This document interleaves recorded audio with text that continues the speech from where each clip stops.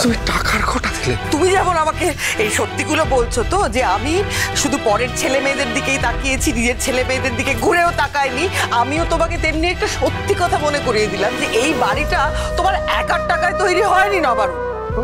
এই বাড়িটা বানানোর জন্য আমাকে আমার স্কুল থেকে মোটা টাকা লোন করতে হয়েছিল। কাজেই তুমি আমাকে এই বাড়ি থেকে বেরিয়ে যেতে বলবে, এই অধিকার কিন্তু তোমার নেই।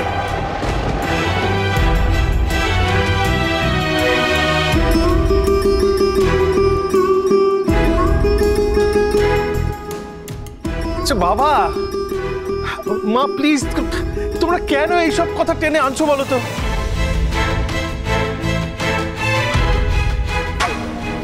আরে ঝগড়াটা একেবারে জমে ক্ষীর হয়ে গেছে। সুখ বাবা সেটাকে থামিয়ে সব মাটি করতে যাচ্ছে। আরে বাবা কেন? এই সভ্য, তুমি চুপ করবে?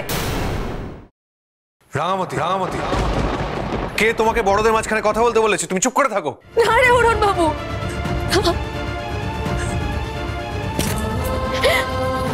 আমাকে আজ কথাগুলো যে বলতেই হবে। আমি যখন এই বাড়িটাতে এসে থাকছি তখন এটা তো আমারও বাড়ি।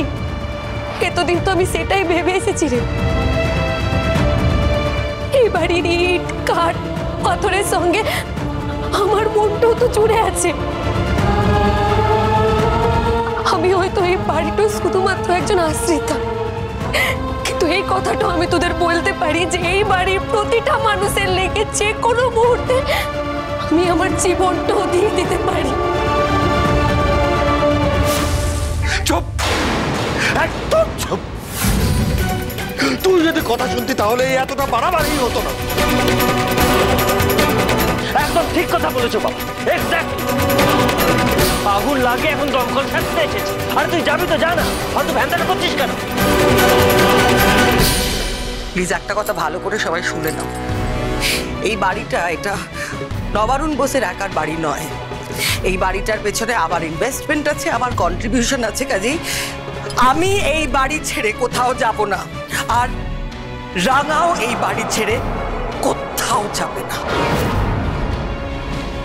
তুমি যদি রাঙার সঙ্গে থাকো তাহলে আমি তো তোমার সঙ্গে থাকবো না প্রমিতা। তুমি আমার সঙ্গে থাকবে না? থাকবো না। রাঙাই যদি তোমার কাছে এত গুরুত্বপূর্ণ হয় তাহলে থাকো রাঙার সঙ্গে। আমি আলাদা হয়ে যাবো প্রমিতা। এই দাও তাহলে সংসারটা।